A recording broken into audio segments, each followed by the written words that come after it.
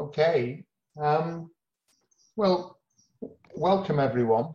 The disappointing thing about such a tremendous assembly of people is that we're not going to be able to spend much time talking to each other. The session is very much set up on a series of rich presentations, which I hope we're all going to find of interest. And we're invited to use the chat facility to make comments and questions throughout. And my job's going to be to try and pick up a couple of key points to invite the speakers to follow up with their own observations. So it feels interactive looking at us all, but in reality, it's not going to be that interactive. But everyone's welcome. I think we're expecting up to 30 people. One or two will drop in and out. And we're pretty close to starting. So I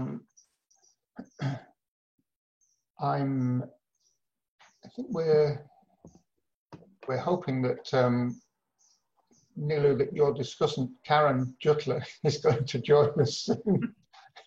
But, I'm sure she will. And if she doesn't, we can have some questions and discussion amongst ourselves.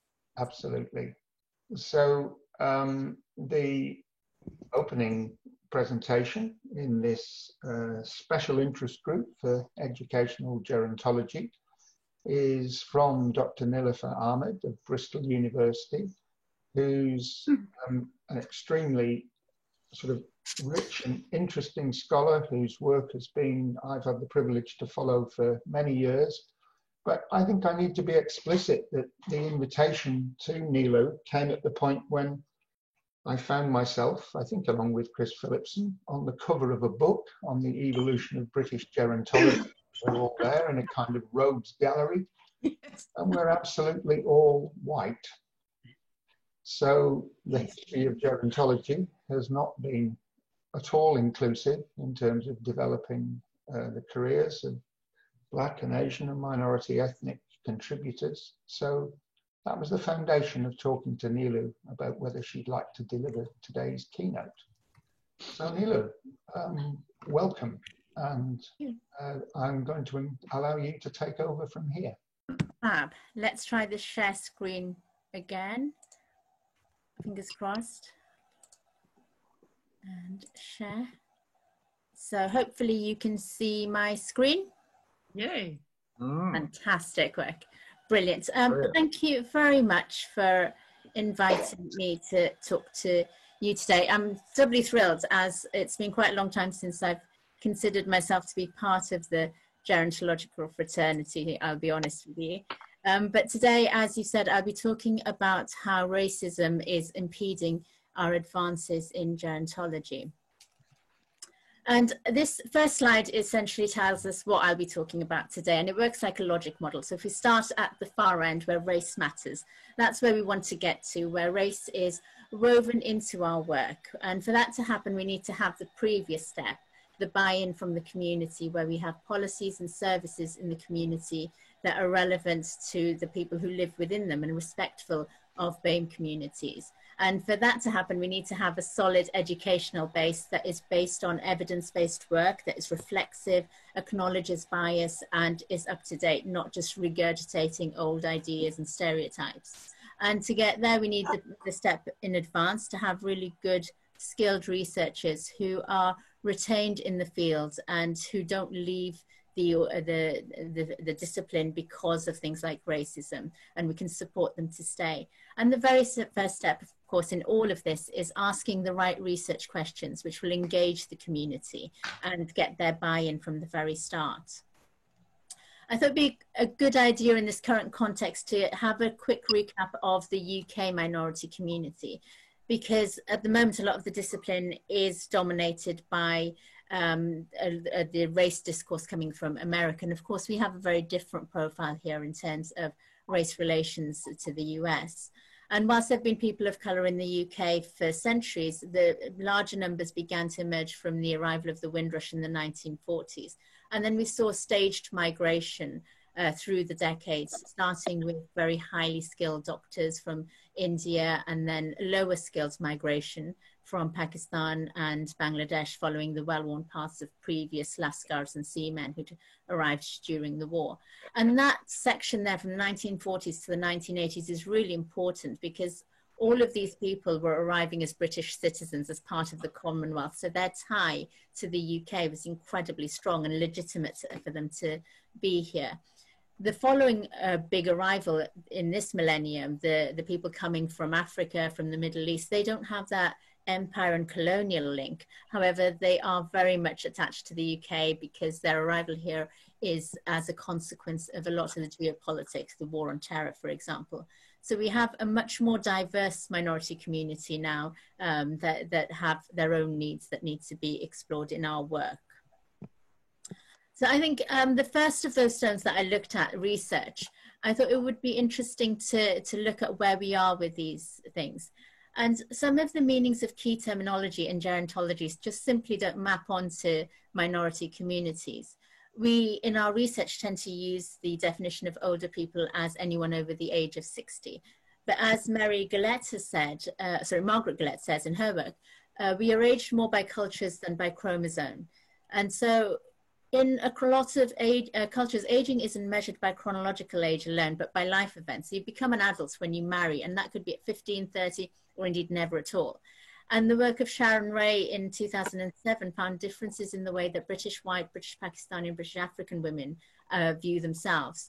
And we found that for the Pakistani women, midlife is very much self-defined at around 30 to 40 years old, and they considered themselves as older when they were 45 years old or so.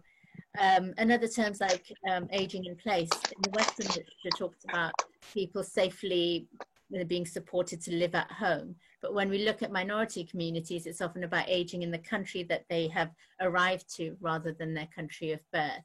And these shifts in meaning have real implications about how services are delivered, how policies are written, and the normalization of Western notions of aging in asserting what is right and perpetuating these inequalities.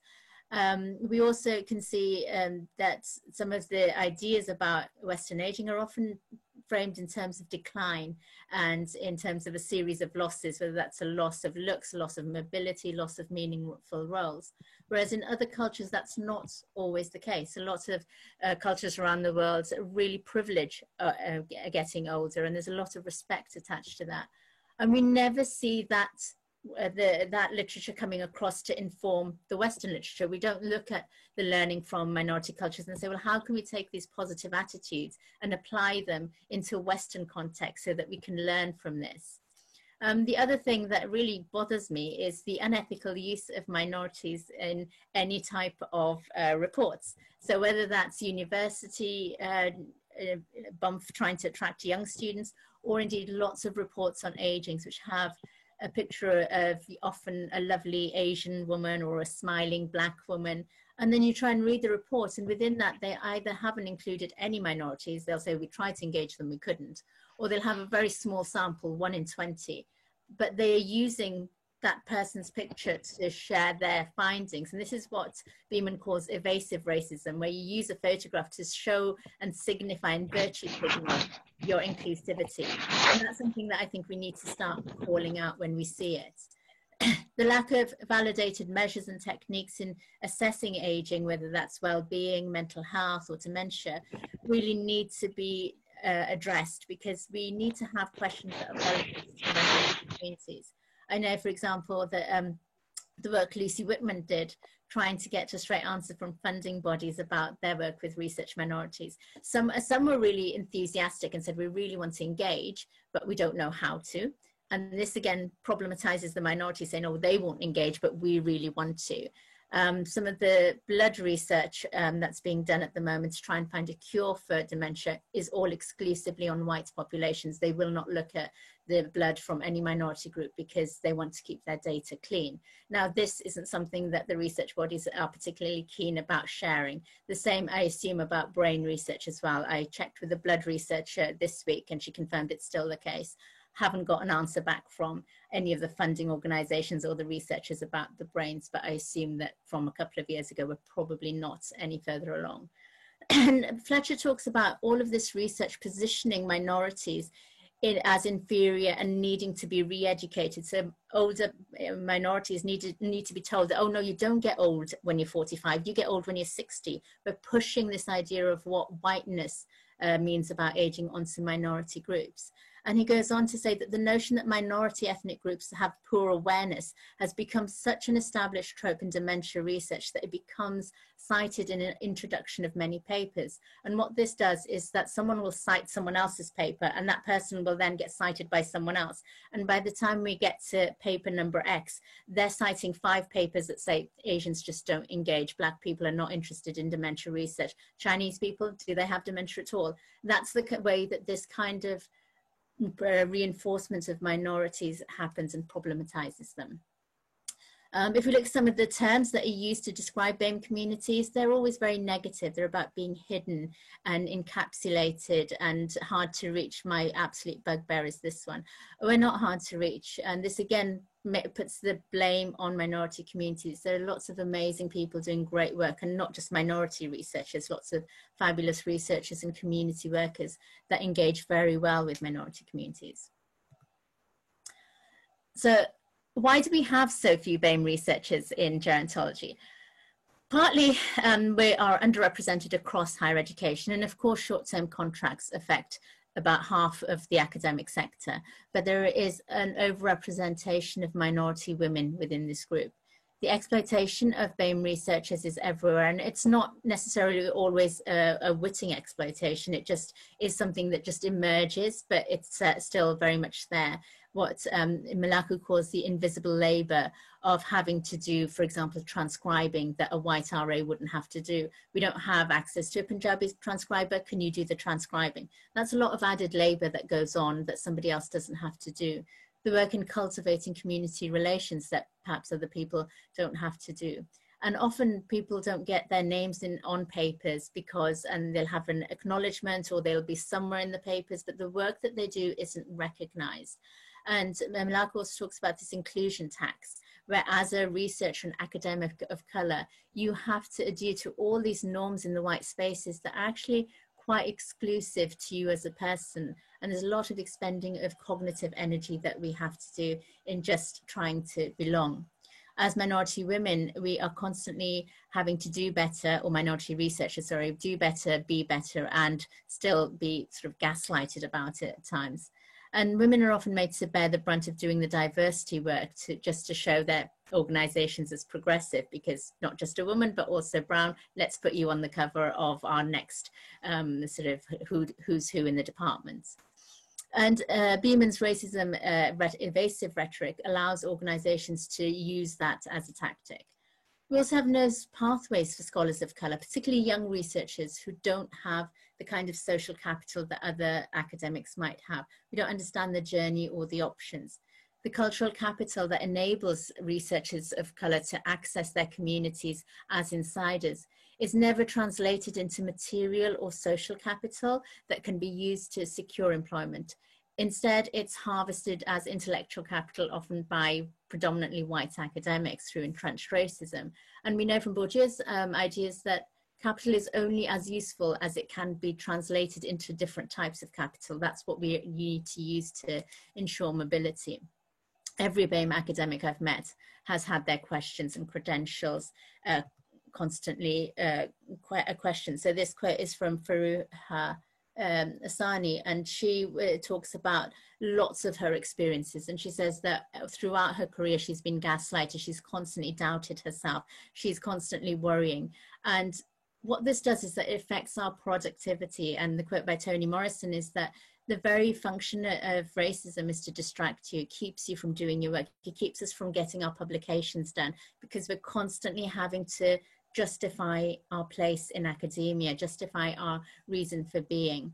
And if you engage with BAME academics, this is a constant experience.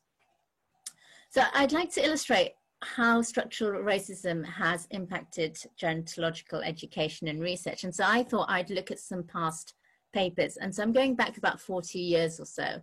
And this report from 1977 arguments and recommendations that sound terribly familiar to the work on elderly care that I read now. The idea that, you know, the elderly are fine, they're being cared for by their own families. They don't need to have services because they don't need them. Services that exist are not geared towards minority communities. And if they are, then they wouldn't be used anyway. There's a stigma to using services, and so minorities will reject them. So do we really want to invest our resources into these services? And then even if people approach them, we don't know. Social services have no idea about the needs of an elderly population. And I've read these similar statements in reports for decades after this period. It's really a common trope. And even in 1983, 37 years ago, Mays was saying, this is such a glib assumption, we need to move forward from this, that the idea that Asian families don't want to engage with services is not an acceptable comment to be making. However, it remains. Now, Chowdhury in 1980 found 40 years ago that actually South Asians are feeling quite settled here and very happy to see out their years in the UK.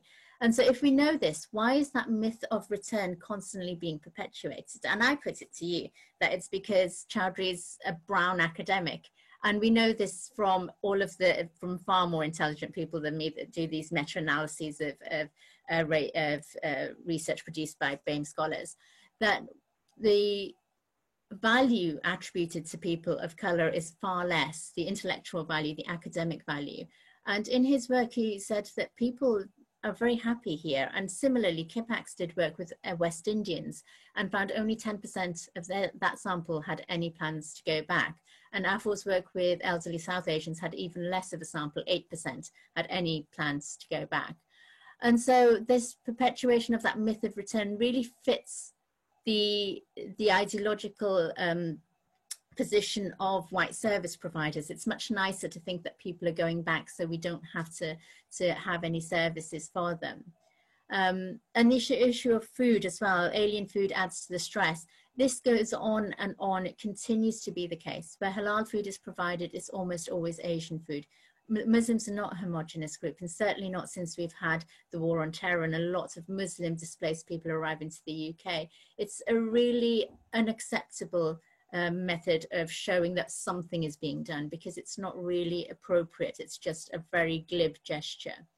And in Kippax's work, he found that a quarter of his respondents were not receiving their adequate benefits. And this is something that research has found again and again continues to be the case. So really contrary to the popular myths about minorities sucking up all the benefits from the system. Now, these recommendations use quite a different terminology. There's quite a few papers here, and I suggest that if we change the terminology slightly, then they're essentially saying exactly the same thing, that we can substitute local authority, for example, with funding body, government, higher education institution, your university, your community organization. And it's saying that you should hire staff that are skilled to work with minority groups. The organizations are reminded there's a legal obligation to meet the needs of minority communities now under the Equality Act of 2010. Make sure that our staff are representative of the community where possible, and support and work with local community and faith organizations to best meet the needs of the local community. And it's very basic. We come back to this food again. The culture and diet of the community. Food brings people together in a way that very few other things can do. And it's important to share our expertise and findings to advance best practice across gerontology, across the sector, so that we don't end up repeating the same recommendations for almost half a century. All that seems to have happened from all of this work is the production of a number of leaflets in various languages, and that's just not good enough, I'm afraid. And so I hope that this has illustrated the impasse in BAME gerontological research. It really stifles progress, and I can understand why, as members of the community, people just don't want to engage in research, because they can tell you what your findings are and what your recommendations will be before we even start. I've looked at research proposals, I've read the introduction of a paper, and I know exactly where this is going. I can tell you what they've done, who they've tried to talk to, haven't spoken to, and what they will find in their recommendations. It's what Fegan calls a white racial frame. And this sort of is the same as the Bordesian concept of the doxa, a dominant framework that is so accepted, it becomes accepted as a universal truth. And this includes that perpetuation of lazy stereotypes, assumptions, faulty ideologies, and narratives which reinforce white privilege and white intellectual power to maintain that racial inequality in our education system. So I'm going to bring us right into the present now by looking at a selection of quotes from my own research with Bangladeshi women. And this challenges a lot of the narratives that I've just presented to you. And it's not because my work is particularly fantastic, but it's because if you engage with the community, my goodness, do they engage back with you, and you will learn some fabulous things. And it's just a really wonderful experience. So I'm going to go to the next slide. So some of the font might be small. I don't know how big it is for you. So I'll read some of them out, and some of them I'll just point to. The purple circle, oblong, is Taslima, and she talks about her employment. The stats on Asian women and Bangladeshi women in employment are steeped in a racist discourse. You know, these women arrived in the 80s from villages that had no access to education, and that's key, no access to it. It wasn't a resistance or a patriarchal regime that kept them away from education. They didn't have access to it. So when I spoke to her in 2001, she was saying, you know, I might go and get some qualifications. I think I'd like to do that. I went back to visit her 10 years later, and she was so busy, and she was saying, you know, I go all over the place. I've been to Surrey, I'm in Finchley, I'm in Croydon, I go everywhere, I'm in Kent, I go wherever the work takes me. I'm on buses, I'm on trains, I'm overground, underground. She's like a womble. She's all over the place doing stuff, and she really likes her work. And also we've got the red bits about women being confident now, and that's a really important temporal perspective.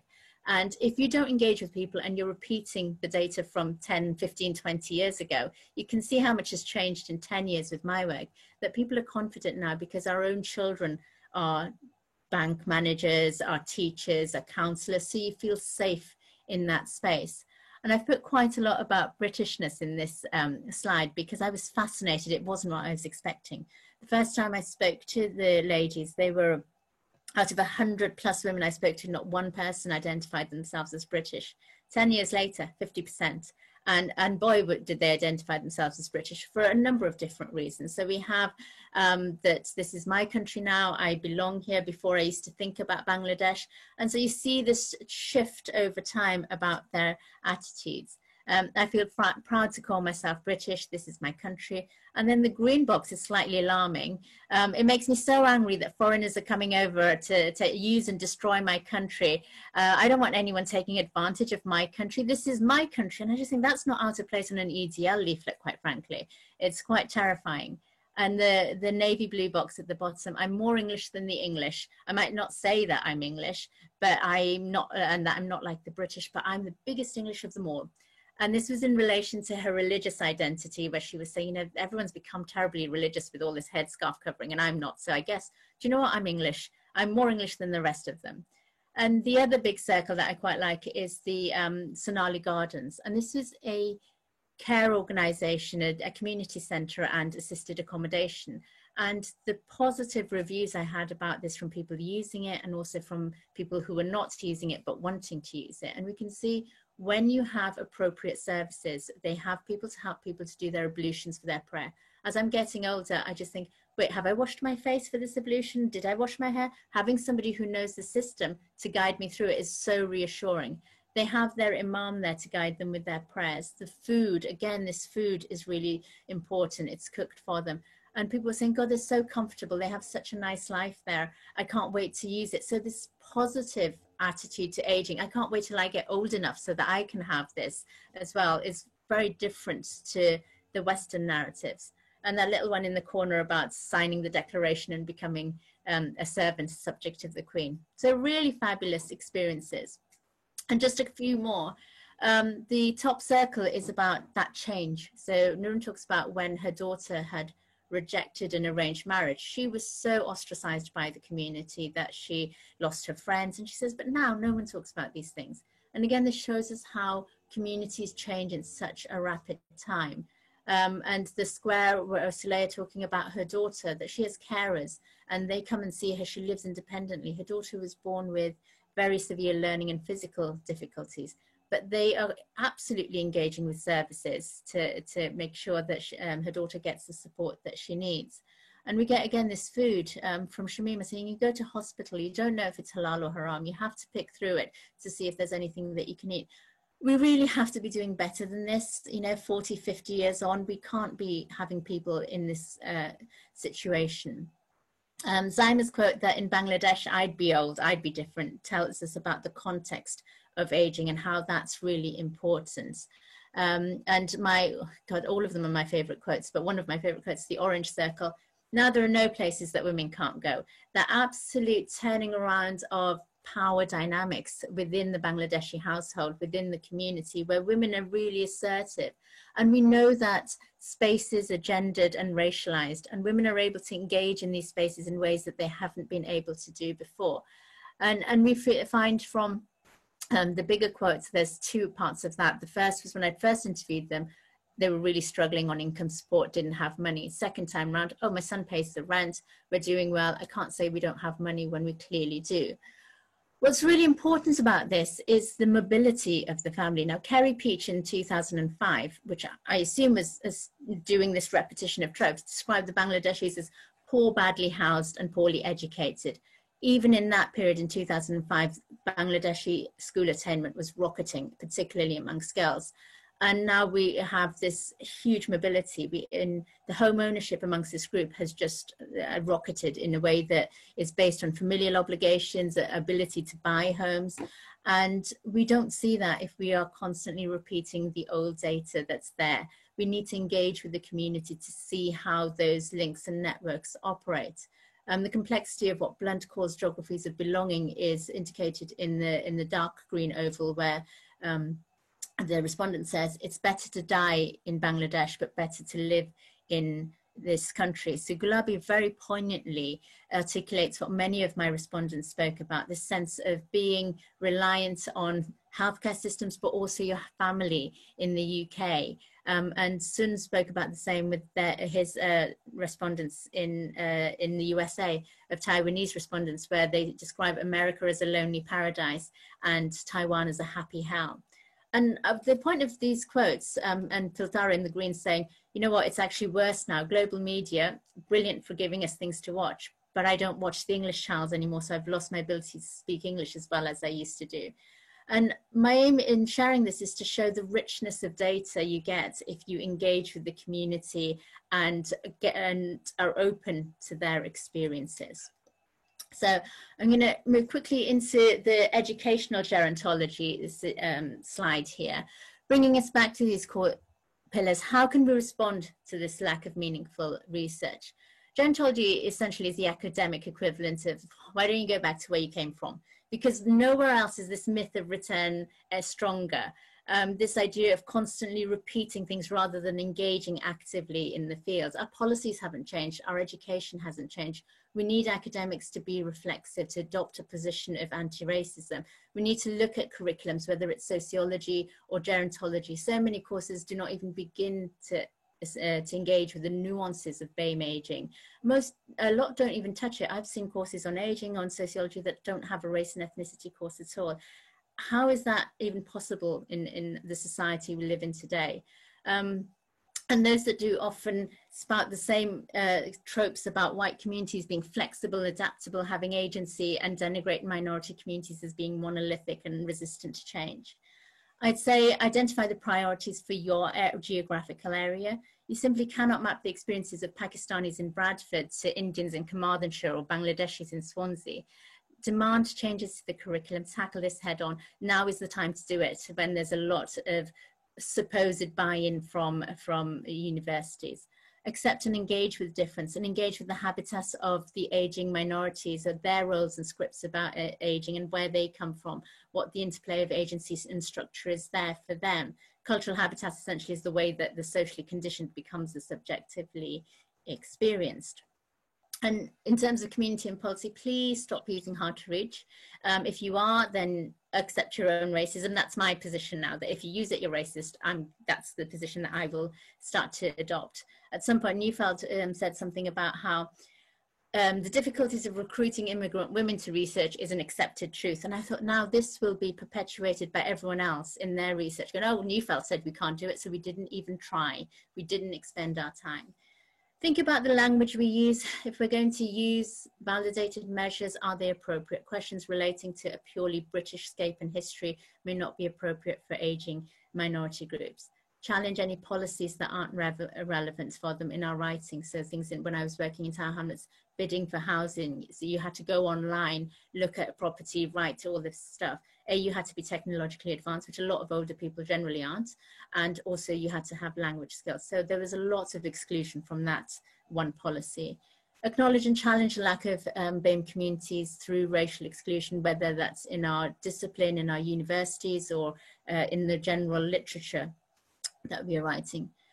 Most importantly, involve our community from the start of the agenda. Ask them what's important to them, get them to set the agenda. How do you want to work? What works for you? Because it's a different way of working when you're working with minority communities. Involve them at every stage.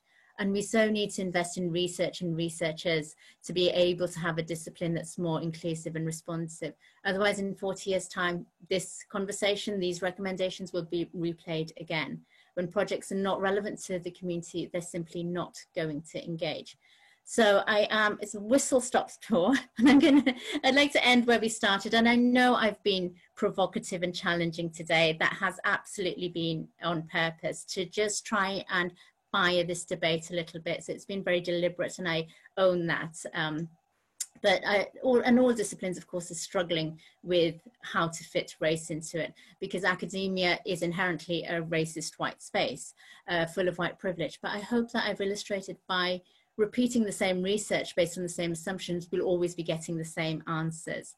And no amount of education and training can alter institutionalized racist policies. And so as much as these areas of community education and research feed into each other, they are all standalone and they need dismantling. So wherever you find yourself, that's the challenge, my friends, that I leave you with. And as I say goodbye, if you like the quotes, this has just come out in paperback, so feel free to grab a copy and enjoy your read. Thank you. I will stop sharing my screen. You've all been terrifyingly quiet. Let me figure out, there I go, stop share. And I will be able to see you all again. Yeah. I hope I wasn't on silent for that whole time. Thank you so much. Thank you. Bravely done. Thank you so much for putting yourself forward. And I think it was very powerful to use the device of how we were talking 40 years ago and see how recognizable it is now. Painful stuff to consider. We're really fortunate in that Dr. Karen Jutler agreed to act as a discussant to Nilu.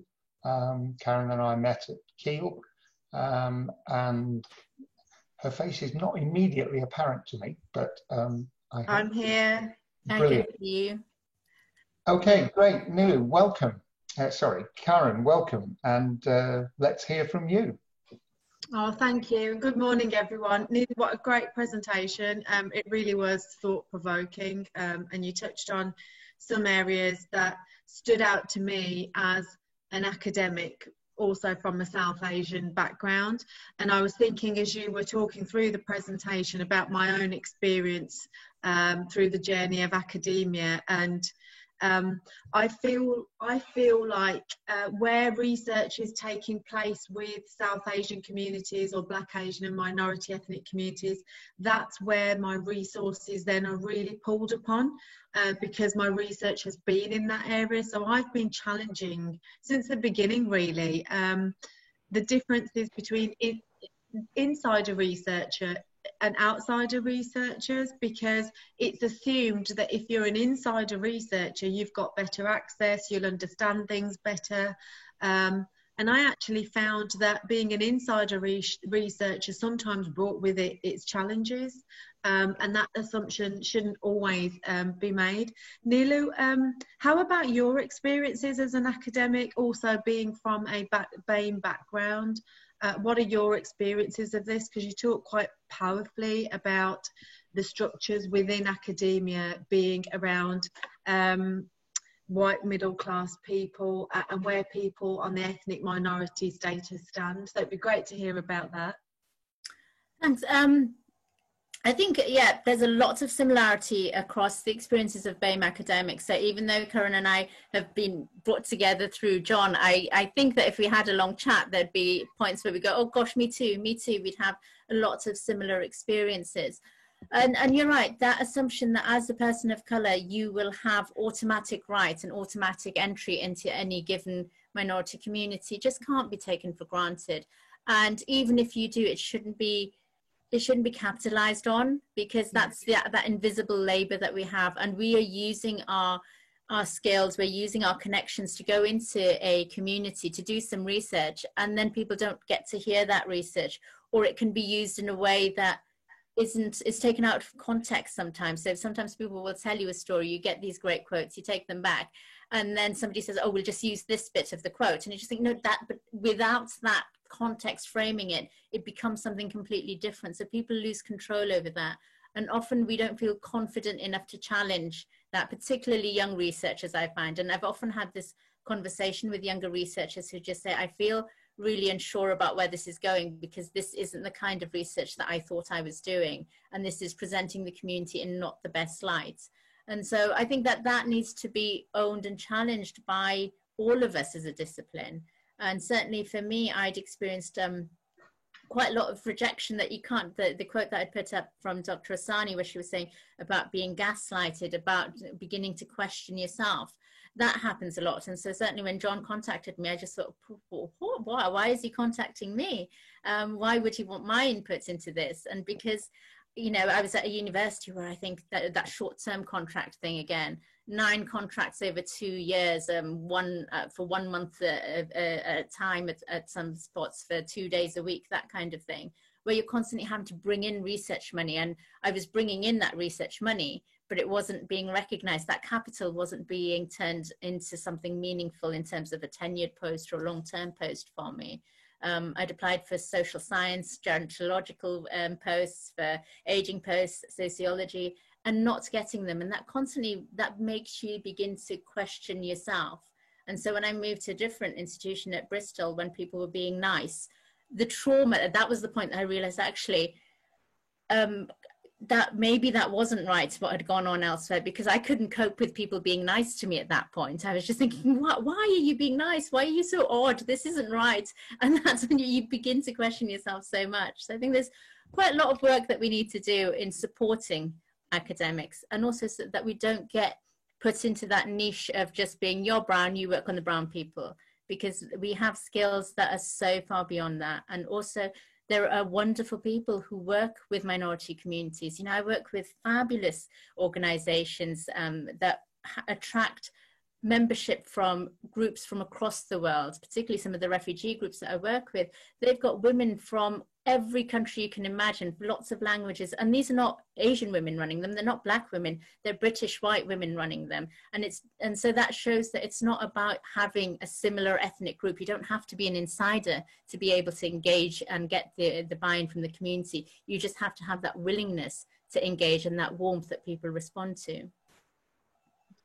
Yeah, no, definitely. There's a lot of people out there who are quite keen to do research with BAME communities, but don't necessarily have the confidence to do it. So the things that you raised in your talk were really interesting and quite reassuring, actually, because having just produced a toolkit to help researchers engage with BAME communities to participate in research, which involved talking to community members in Leicester, were saying very similar things to what you were saying. And I know there was a couple of questions in the chat as well about some of the recommendations being quite old. What is the situation now? And it just struck me how we do need new policy around this. When we think about dementia research in Black, Asian and minority ethnic communities, the last all-party parliamentary inquiry was in 2013. Now that's 7 years old, and it doesn't feel 7 years old to me because I was there, but the recommendations are still very, very similar. The need to increase awareness, the need to talk to people about what the issues are. My concern is, and it's a lot of things that I talk about in race and ethnicity lectures, is where does the term Black, Asian and minority ethnic communities stand? And is it useful? So the first question I ask students is, who are they? Yeah. who are they, and give them a safe enough space to be honest about their answers. And surprisingly, a lot of people will say, well, they're migrants, and I'll say, well, I'm British born. Am I part of a Black, Asian or minority ethnic community? Oh, you are? Okay. Is people of colour? What about Eastern Europeans? And it becomes incredibly difficult to break down what this term means, to a point where it was challenged in that all-party parliamentary group inquiry. The actual term was challenged, like, why do we have it? I feel like initially it was created to place emphasis on a group of people who had similar challenges in their experiences. But that same term now, and I don't know if you agree, Nilu, has caused segregation, because we are saying that this massive group of people who we can't actually completely say who they are, not only are they completely the same, but then the people who they're different from, the rest of the majority population, also must be completely the same. So in my own research, I challenged notions of person-centered care and actually said, you can't be culturally competent unless you're person-centered. Like you said, the Muslim community is not a homogeneous group. Don't make assumptions about me because I'm Sikh. I've got my own way of doing things.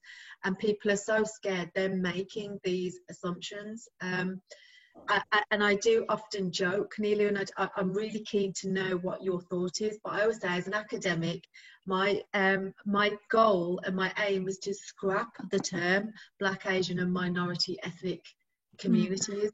They can often have quite negative connotations. There's so much associated to the name now that your brain automatically creates a stereotype or a prejudice or a prejudgment about this term, which are all of the things you talked about: hard to reach, don't want to engage, will be difficult, language barriers, cultural barriers.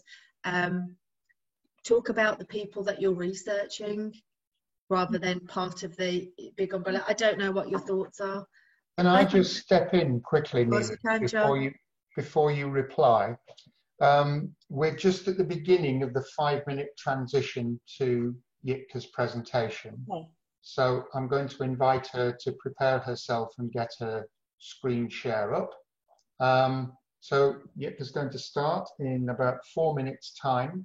I'm going to hand back to Nilu to reply to Karen's question. I will reply very quickly to say yes is the short answer. We need to dismantle this term. It is laden with so much negative connotations at the moment, and it's such an easy catch-all term. And we don't know who it refers to, and certainly with the new arrivals and lots of people coming from across the world, we don't get to see that nuance of experience that we have become used to seeing. It was perhaps usable up until, I think the term emerged around the 1990s from the work of Tariq Madood, because we were rejecting Black as a non-white descriptor and wanted to have a bit more recognition as Asians. So I like to leave some of that work to the sociologists to kind of really pull that apart. But we need to move on from that now, because we don't have that timeline of Commonwealth citizens who were from the Caribbean or from South Asia. That sort of made sense at the time, because you're Black, you're Asian, or you're something else. And it wasn't great because it didn't count for our homogeneity as Indians, Pakistanis, Bangladeshis, but it worked. It was better than just being non-white. But it's really lazy to use that at the moment. It's just such a catch-all term that we need to try and move on from and work towards breaking that in our work. So when we work with communities, really naming them and allowing them to name themselves, most importantly. So not going, oh, you're Black. They might be Nigerian and Ghanaian, and they might be British Ghanaian. That's what we need to be putting into our literature. Those are the terms that we need people to be used to seeing. And that's the only way it'll filter into the wider narratives, into the reports, into the recommendations. Hello, thank you. There's some great stuff on the chat. A really interesting commentary developing about the insider-outsider dichotomy, which it'll be good to come back to. So Neil and Karen, thank you so much. Tremendous debate. 2 or 3 sort of core points that I'm hoping we can bring out in commentary from this conversation and really put them down as markers. The final discussion about the term BAME itself, is obviously resonant, and yet, of course, we are faced with things like the Windrush scandal, which in a sense drag us right back to the post-Commonwealth, you know, the post-Empire era, post-colonial era of migration. So thank you from me and to everyone.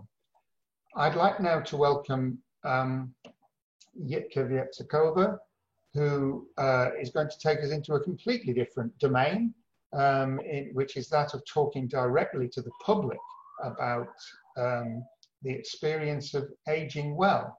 Jitka, I think you're joining us geographically from outside the British Isles, and although you work here, and you're welcome, and it's over to you.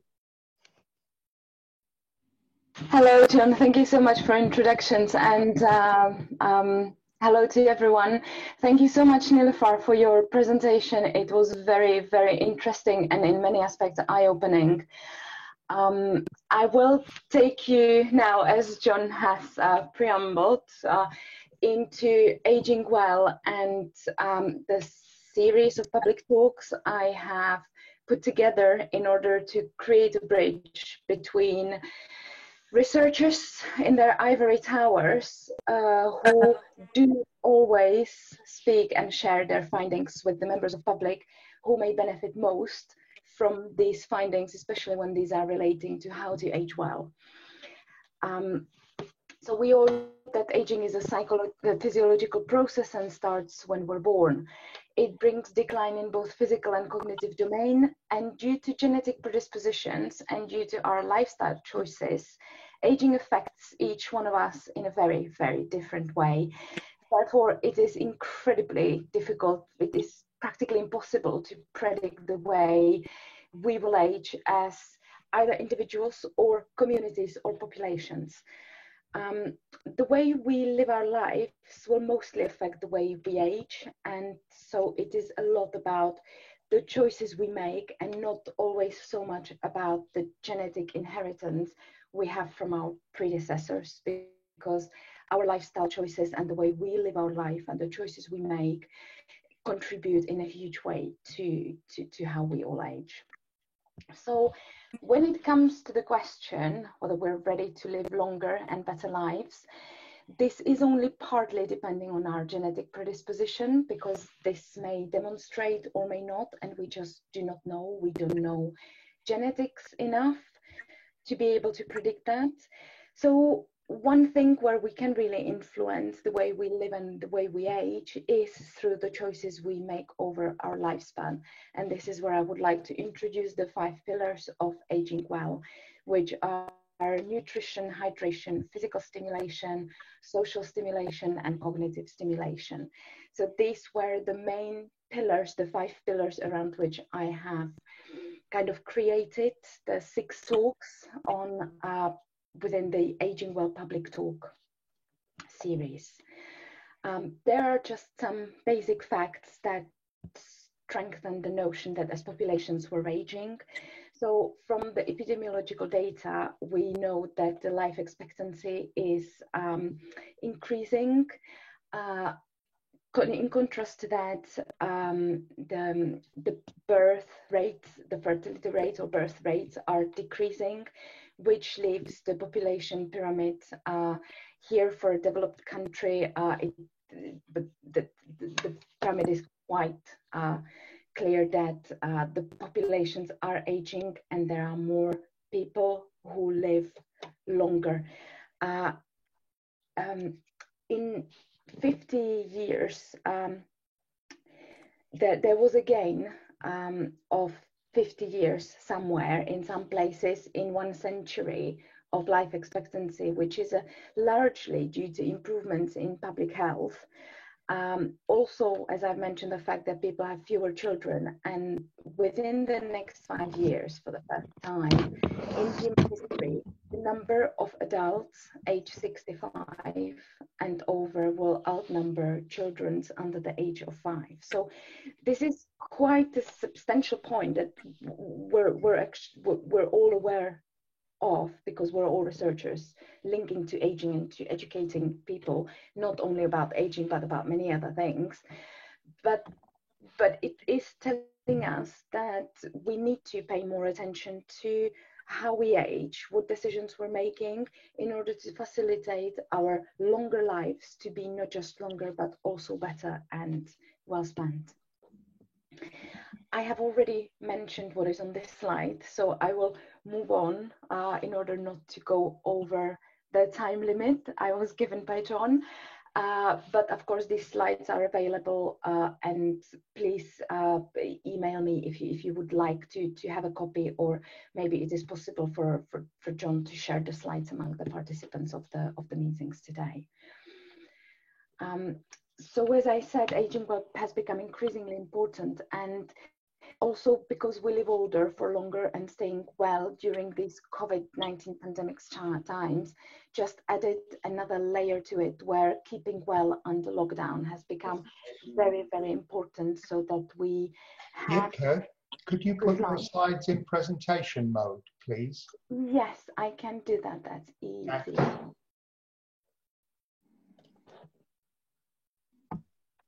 Is this better? No, it's better. Yeah. Yeah. Yeah? Good.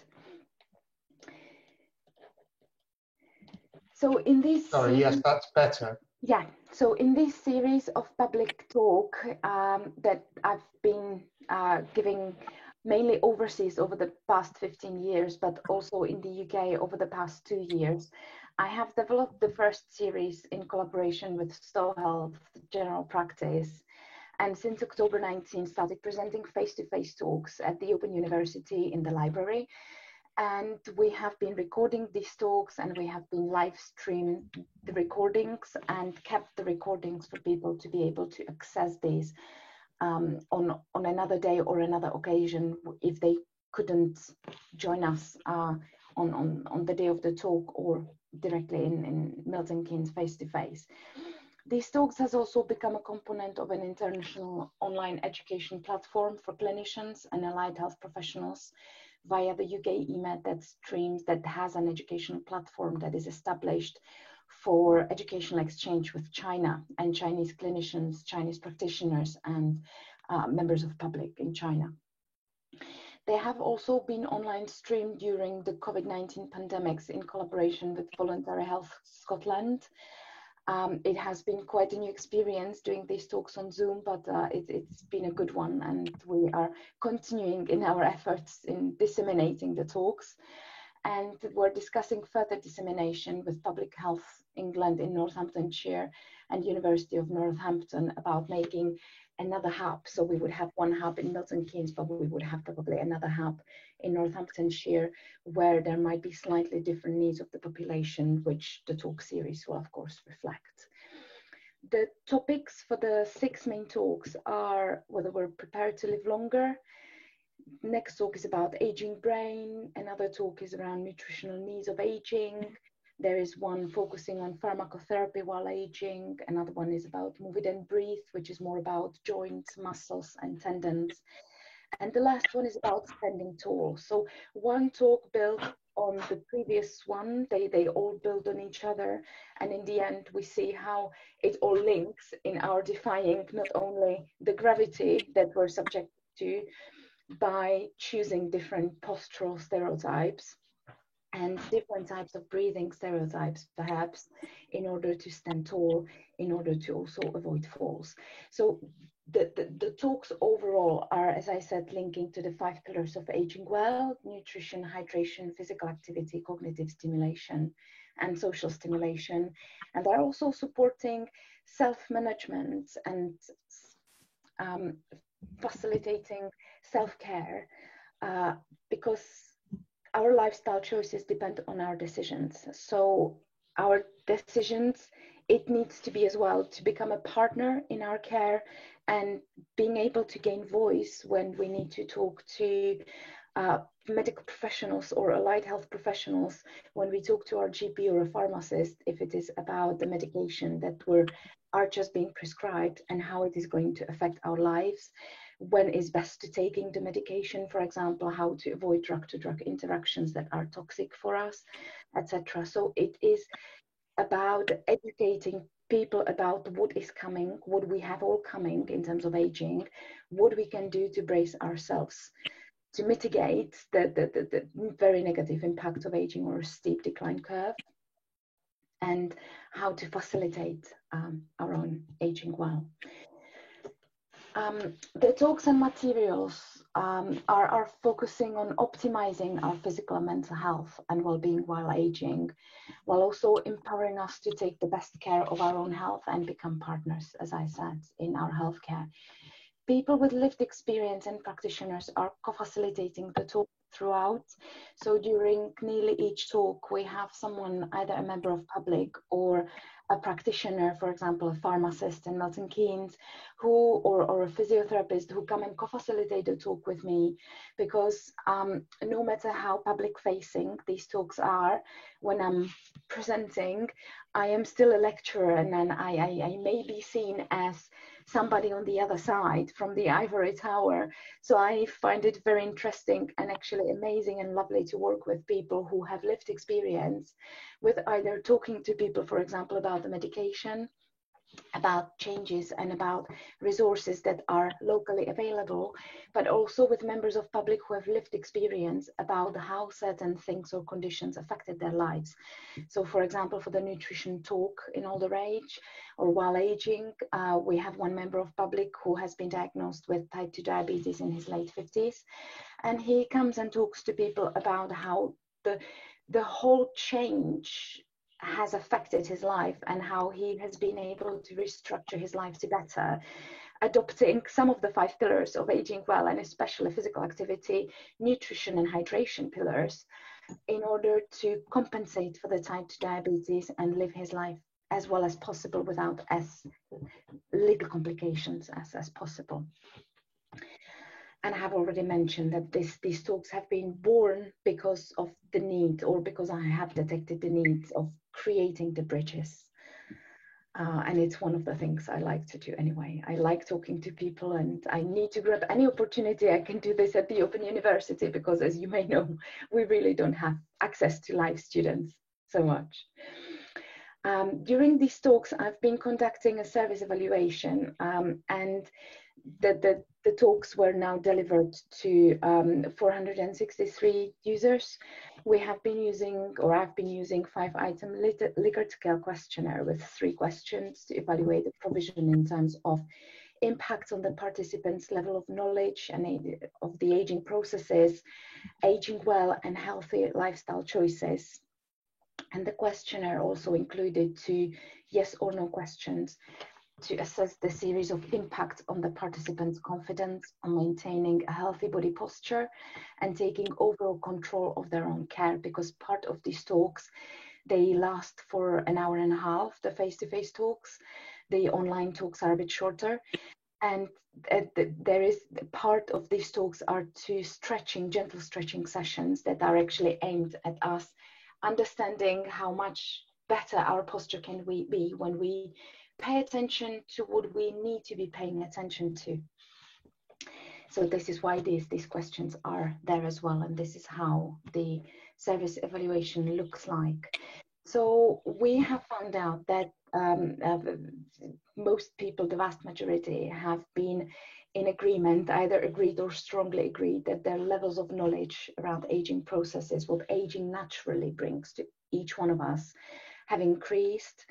And they confidence, 100% of them have reported that the confidence in posture and postural stereotype has increased as well, and they became more confident in reshuffling and playing a bit more with their posture, realizing it makes them more stable and it has preventive effect on falls.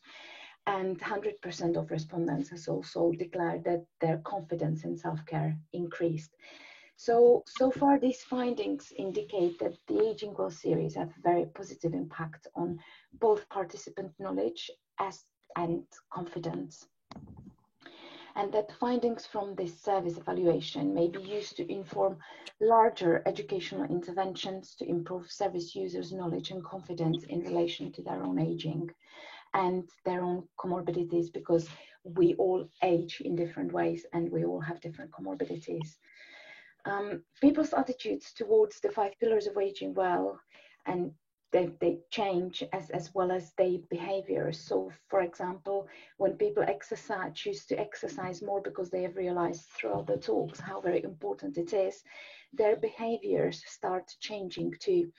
So the series and related materials, such as the 5 pillars of aging well, became the cornerstones of further engagement with the public, specifically around COVID-19 and the relating self-isolation, which are now available on the Open University website and freely on internet and YouTube as well. When people in the community exercise more overall, we expect to see improved health and mental health, physical health, as well as mental health outcomes. And this also leads to direct savings in health and social care resources. So the talks have really started yielding some good responses and changes. I would like to thank you for your attention, and I would just like to draw your attention to some COVID and aging well related resources. All of those are written in a public facing way. They are open learn articles and they are very easily accessible online. So if you just Google type my name and put open learn resources, the list of resources should come up, unless you can access them easily from this presentation, or you can email me and I will signpost you to all of them. These are aging well related. And this is the flyer advertising the next series of public talks that will start in September at the Open University. These are topics together with presenters that we have prepared for people. They will be again available face-to-face, and we will be recording and live streaming all the talks, and we will be having a repository for the talks on probably via order collections and via Open Learn Create modules. So all those talks will be accessible, including PowerPoint slides and the live recording of the talks. There are 11 topics for the next year. All are aging well related. So in addition to the 6 talks I've mentioned earlier, we will also have a talk about advanced care planning, another talk about learning languages and digital technologies in older age, another talk about caring in older age, or mindfulness and aging with a short taster for mindfulness session. And we will also have a talk about things we don't talk about around intimacy and aging. So as you see, the program is quite rich, and you have the resources below where the talks are being or have been reposited for this year talks, and will also be reposited for the next year talks. And this is just a huge thank you for all involved in supporting the Aging Well public talks. So that's the end, and I will now stop sharing. Thank you so much for your attention, and I welcome any questions now or via email later, whenever you wish to talk. Victor, thank you very much. There isn't time for questions, I'm afraid. I could draw your attention to a really interesting point made by Caroline Holland on the chat stream, reinforced by Hilary. And perhaps in the brief period before we introduce Rob, you can make a response to that. But I want now to hand over to Joanna Walker, who is a very, very long-standing contributor to the sort of work and identity of educational gerontology in the UK. So if you're ready to share screen, Jo, it's over to you.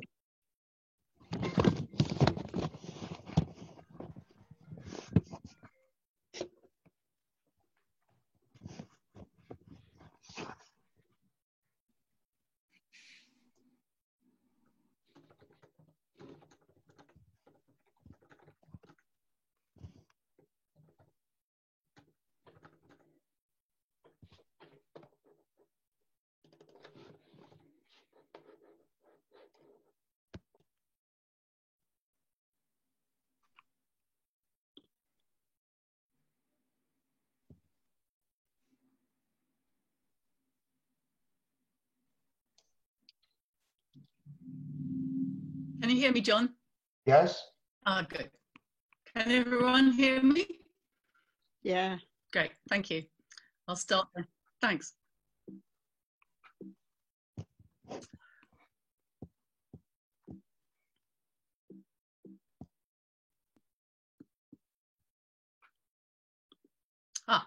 Hooray. Okay, so welcome to this second session in our part of our symposium today.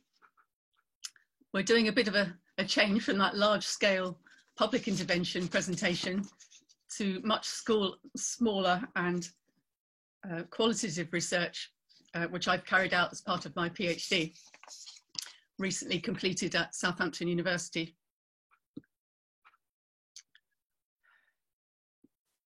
Sorry, I'm having trouble working out how to move on. Here we are.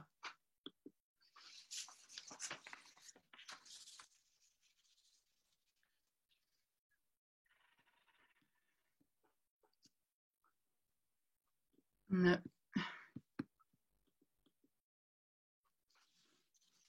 There we are, that's where I want to be at the moment. So this presentation is based on recently completed doctoral work on spirituality in later life and how it's pursued in our third age.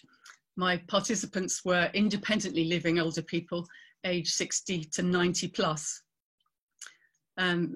Spiritual learning and development is, of course, an uncharted territory within gerontology, especially as an experience of old age.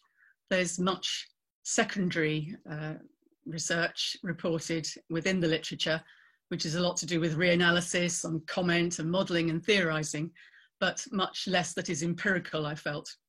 So what do older people actually report about their spiritual lives and the learning that supports it? That was what I was really interested in. Educational gerontologists believe that the transition to ageing and within ageing involves change and development. We strongly believe that change and development is possible to the end of life. So what does happen within that spiritual dimension of people's later lives if they are aware of having a spiritual dimension? So my research also represented less familiar territory in terms of its research methods, I felt. It relied on qualitative, interpretive methods and semi-structured interviewing rather than scales or questionnaires. And that wasn't to disparage scales and questionnaires and measures of various kinds, but I just wanted to have a more open-ended approach, because this kind of approach to certainly spirituality is much less represented in literature, and it is, of course, a very difficult area to research. It's very private and not spoken of.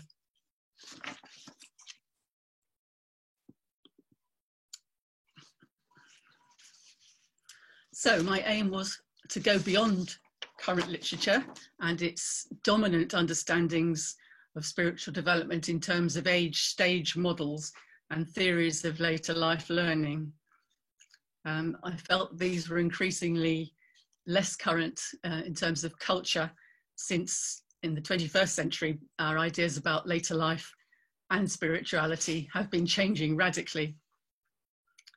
Also in popular literature, as well as academic literature, there's a dominant supposition that spirituality and religiousness increases with aging. I think it's now recognized that that is a cohort effect in terms of public data gathering, but it's also a dominant understanding of perhaps that people develop more spiritually or become interested in spirituality as they have a sense of finitude.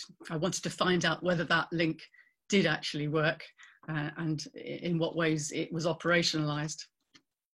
So my research aim was to offer an account of the ways in which spiritual development occurs and how it relates, whether it relates to the experience of aging.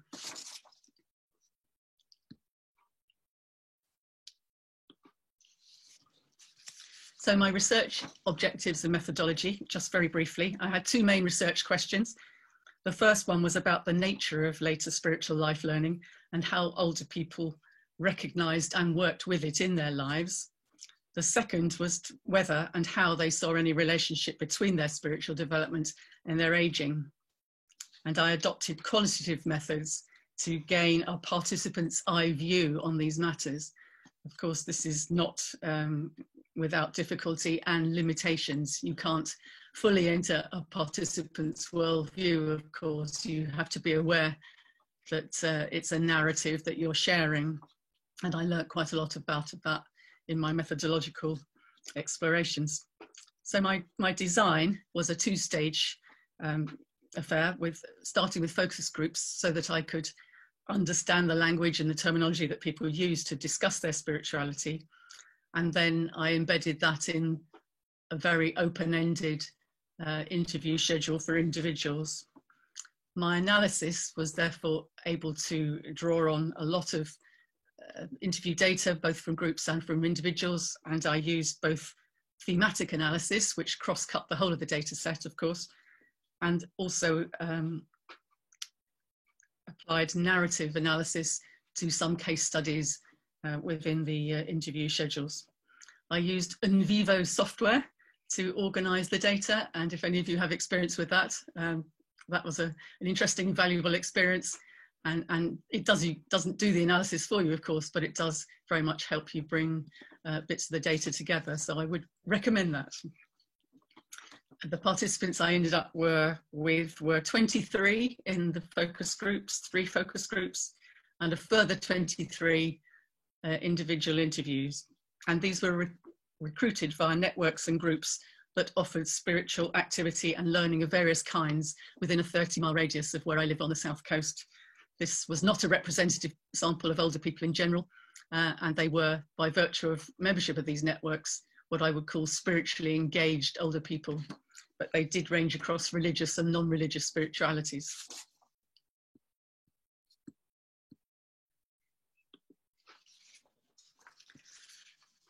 So what was the nature of the later life spirituality that people recognized in their lives? This was my first research question, and I needed to know the answer to that to ask the second one, which was about how did it relate to their aging?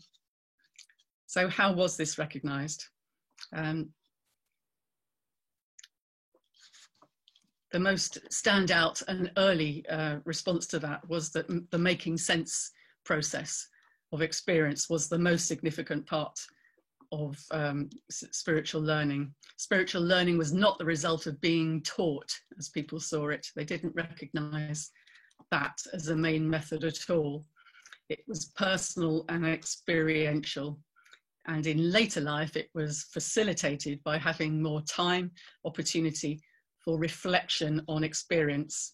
And we might call that, in educational terms, having skills, or in spiritual terms, having practices that enabled that reflection. Meaning making for spiritually engaged people has a spiritual dimension. And this was subsequently elaborated and reinforced by further experience and by pursuing further acts of conscious learning. So the learning and development model that I lighted on that was the best fit for that data was that of Marsick and Watkins' work on informal adult learning. And they envisaged this as including both incidental and self-directed learning, which was very much what I was finding in my data.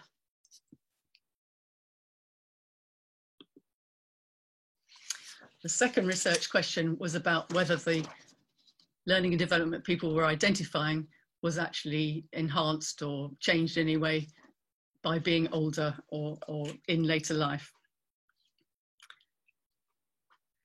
They told me very firmly that it wasn't to do with being older. Their spiritual learning continued on this basis of reflecting on experience. And so in one sense, aging was not relevant at all to how they felt about their spiritual development. However, some could see some changes related to being older on looking back. And here again, this amplifies the importance of the reflection process. Life review could be either formal or informal, and it yielded either momentary or even more major insights.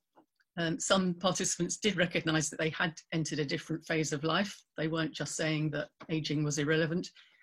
And those different phases that they identified were to do with retirement, bereavement, or generational change, such as becoming a grandparent or losing an elderly parent. The journey metaphor came up a lot in people's responses, and I felt that the data did indeed show that there were landmarks in the territory of later life that provided vantage points, if you like, prompts for reflection, this key process that enabled change in outlook to happen. The journey metaphor was also embraced more consciously by some participants who saw their story, which included its spiritual dimension, as a developing narrative which accommodated both continuity and change. But I would say the underlying message was about continuity rather than change, and that later life didn't make that much of a difference, that reflection on experience was the key process.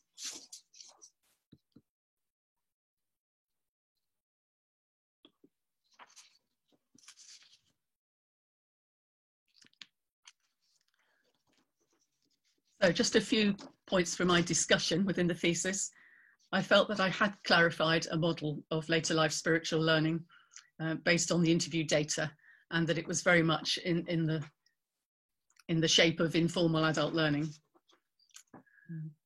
The continuous reflection and review that characterized people's inner life produced both small and larger changes, and this took place at different rates. It could be both rapid or slow, by accumulation over time, or perhaps more radical in response to life events. There was lots of everyday learning, as people termed it, and some more major shifts in outlook. But the process that moved people on was one of adult learning.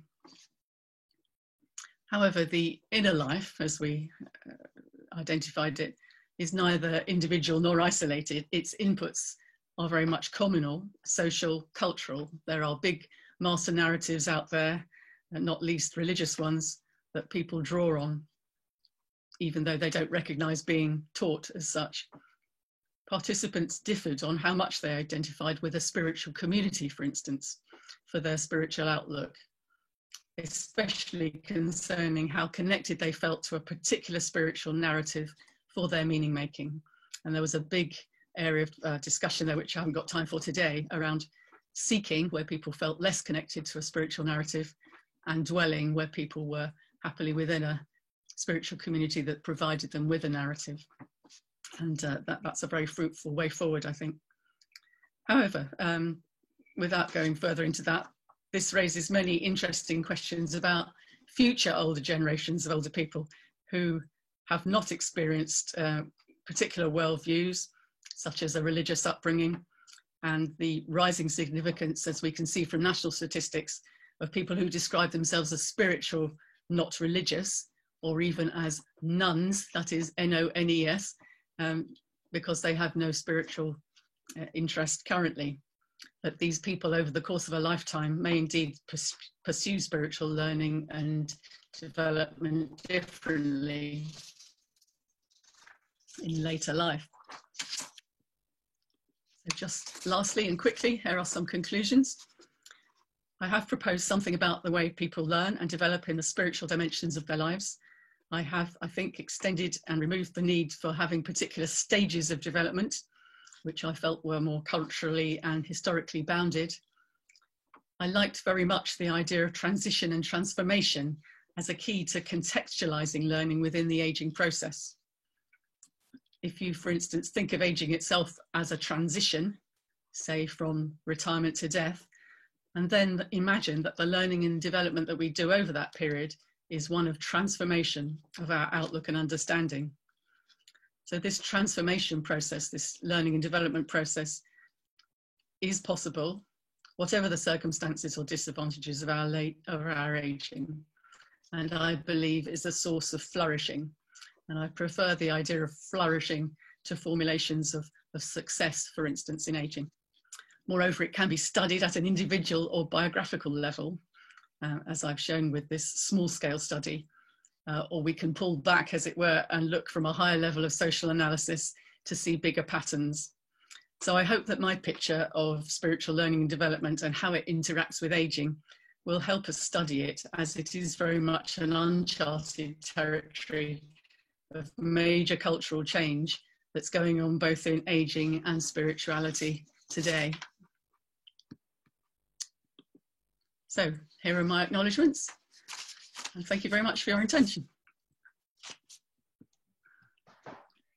Thanks very much, Jo. That's really, really interesting. And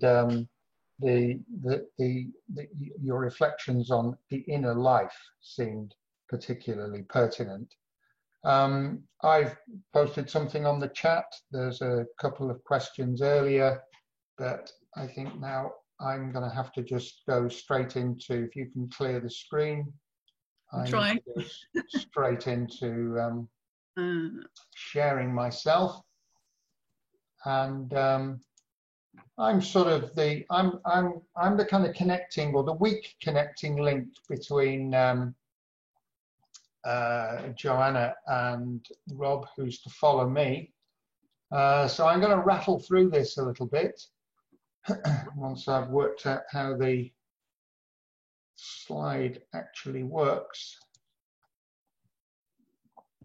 which is the delay that, sorry everyone. Okay, right, so the framework here. I'm just going to introduce an adult learning deficit in later life in the UK. I'm going to talk quickly about a rather old-fashioned model of the factors shaping adult learning. Going to ask if age makes a difference, consider the barriers, propose a psychoeducational model of defences at 3 transitional moments, and then take an example of critical gerontology in practice. Noting this thing from a paper that I think is the best of anything I've seen on these topics in the last 5 or 10 years, Andrea Creech and Susan Hallam, just reminding us how marginalised older adults have been in theoretical frameworks and empirical investigations concerned with lifelong learning. So we have this sort of pretty shocking data came through from Learning and Work at the start of the year, lowest rate in participation in adult learning in 23 years, down from 46% to 33% over 20 years. Only 17% of people with no education since school said they were intending to learn. And in later life, the proportion of retired learners even dropped steeply in a 12-month period, 17% in 2018 down to 12% last year. And then participation is down to 6% among people over 75. So let me introduce someone I know, perhaps a relatively privileged figure. 3 years ago, stood down as the chair of a prominent association in North London, cited his age, said he was 86, he had a worsening impairment, didn't want to be seen functioning below his best, and said that this would allow him, however, to engage in some long postponed studies. So colleagues sent him some suggestions and links to a course, but 3 years on, he's never taken this up. He still seems himself in many ways. He's not a person who's disconnected. What might have been done to help? So if we go back to, classic statement 50 years ago about a humanistic focus on adult learning, the idea of an andragogy, learning as an adult isn't the same as learning as a child. We're moving towards being self-directed. We've got this reservoir of experience. We see learning as more to do developmentally, perhaps even related to work. And we've become problem-centered rather than subject-centered. So the motivation to learn is internal. But Knowles brings you up a bit sharp by saying that if you haven't got the skills of self-directed inquiry, you will experience anxiety, frustration, and often failure, and your teachers will have a hard time too. So one way of looking at this then is to say, well, what are the barriers to adults getting involved in learning? There's 4 terms used here by Rubenson quite recently. They can be situational, you may essentially be busy at a time of your life when you're busy with other things. They're institutional, they're structural, they're to do with the cost, they're to do with the nature of the university or a college, the attitude of teachers.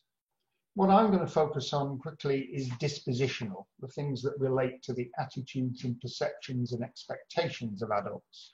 Now, some of these, as we've heard on and off throughout today, can be structural in origin, but we enact them, we bring them to bear on the choices. So the survey last year found, 18% of the subjects, the 5,000 samples saying, I'm not interested, I don't want to. 14% saying I feel I am too old, and 10% a related kind of statement, perhaps saying I don't feel a need to learn anymore.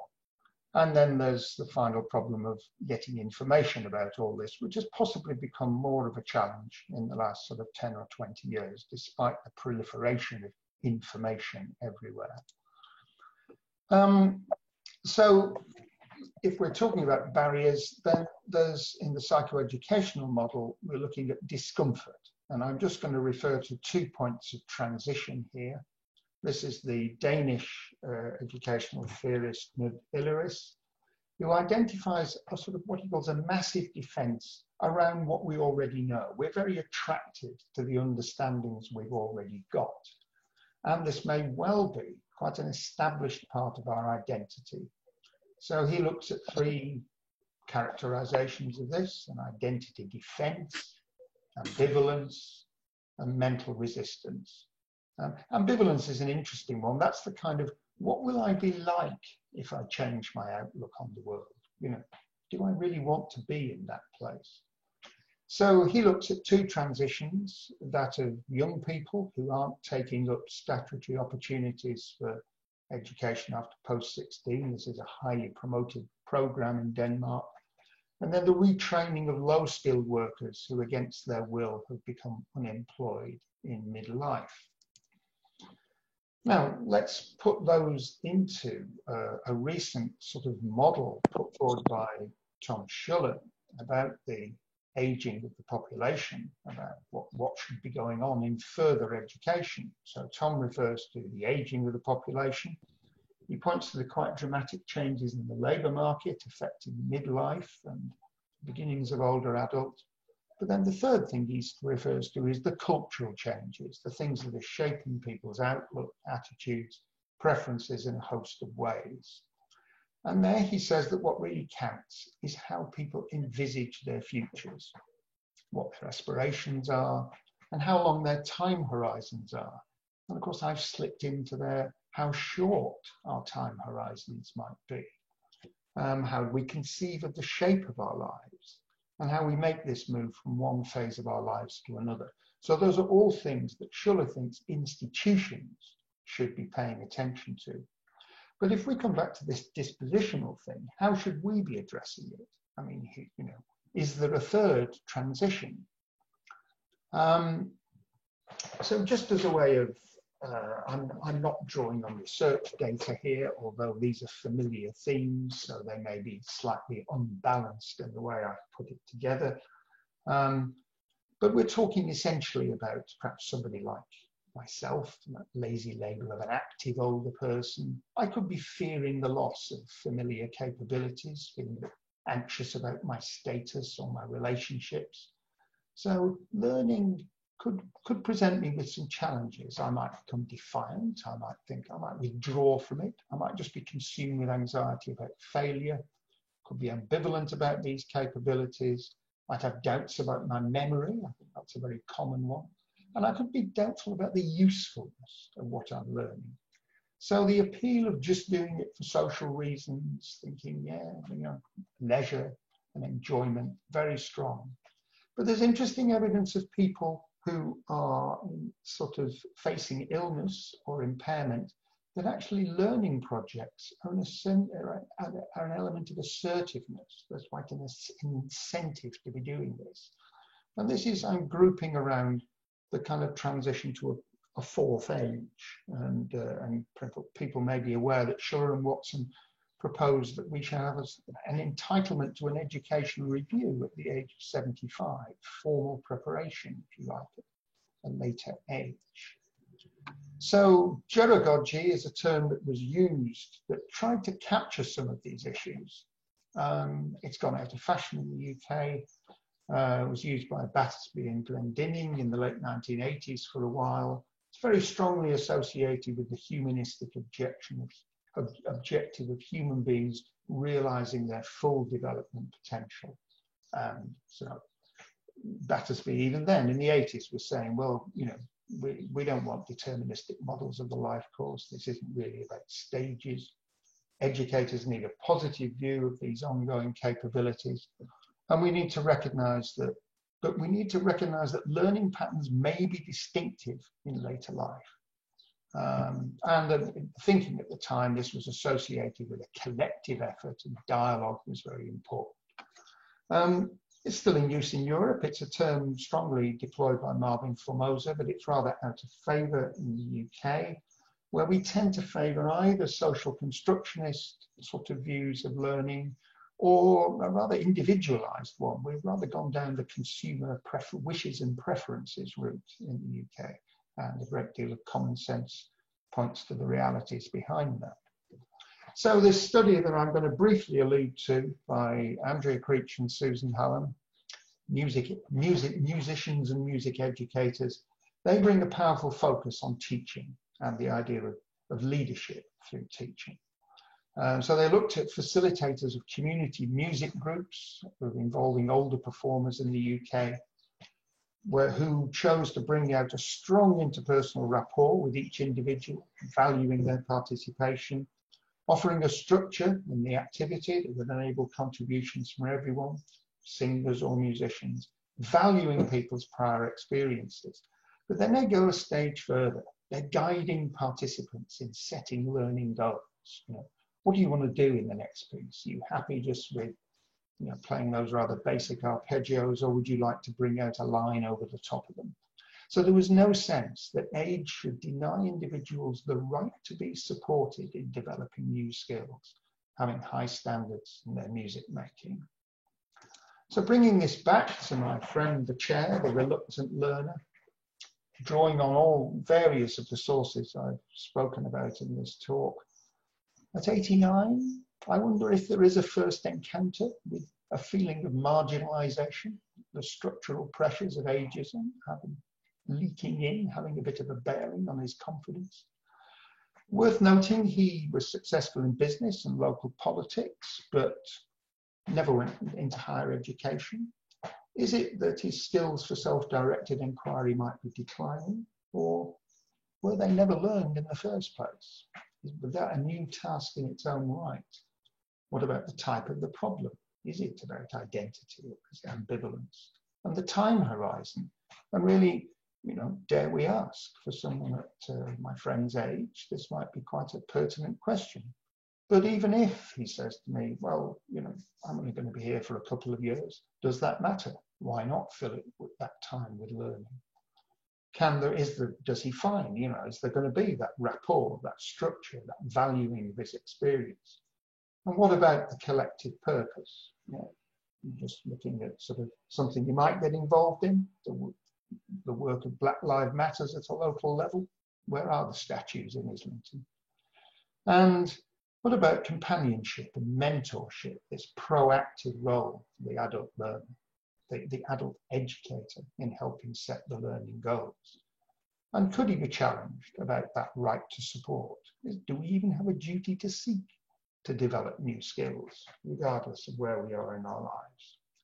So, references. I rather come down on the side of exploring distinctive patterns in later life. And hopefully I'll end sharing there. And we have a short break, and I've got to make some attempt to pay attention to the chat. Thank you very much. So,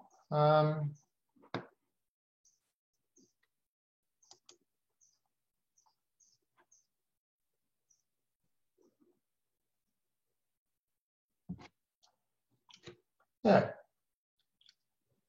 we're going to hand over in a few minutes to Rob Hunter, who I think is going to pick up on some of what I've said and take it into a very specific context. Nice comments from people on the chat. Thank you very much for those. And I think we should move on. So Rob, I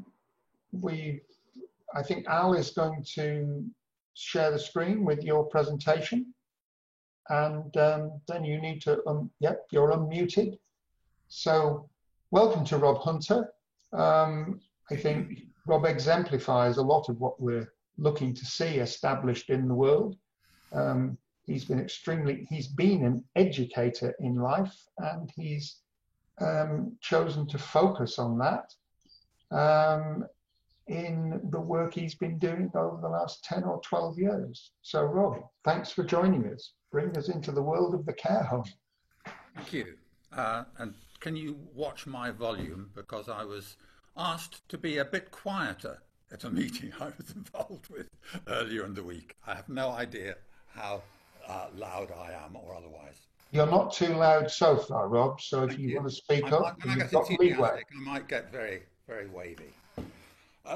These reflections come from somebody who's really interested in the area, but admits to limited experience both in, obviously, educational gerontology and also health and social care in the care home.